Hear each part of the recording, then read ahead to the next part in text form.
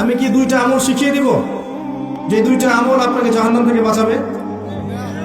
ছোট্ট ছোট্ট আমল, সকাল এবং সন্ধ্যায় 7 বার পড়তে হবে আল্লাহুম্মা আজিরনি মিনান নার, আল্লাহুম্মা আজিরনি মিনান নার, আল্লাহুম্মা আজিরনি মিনান নার। এভাবে 7 বার, সকালে 7 বার, সন্ধ্যায় 7 বার। তার মানে ফজর আর মাগরিবের নামাজ তো পড়তে হবে আগে, তাই না? আচ্ছা, আরেকটা আমল বলে দেব।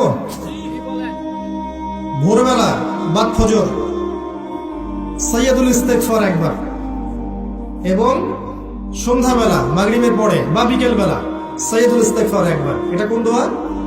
আল্লাহ আমার সাথে পড়েন, আল্লাহুম্মা আনতা রাব্বি লা ইলাহা ইল্লা আনতা খলাকতানি আনা আবদুক ওয়া আনা আলা আহদিক ওয়া ওয়া'দিকা মাস্তাতা'তু আউযু বিকা মিন শাররি মা সানা'তু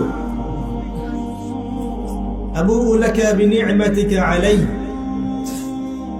ওয়া আবুউ বিযানবি ফাগফির লি ফাইন্নাহু লা ইয়াগফিরুয যুনুবা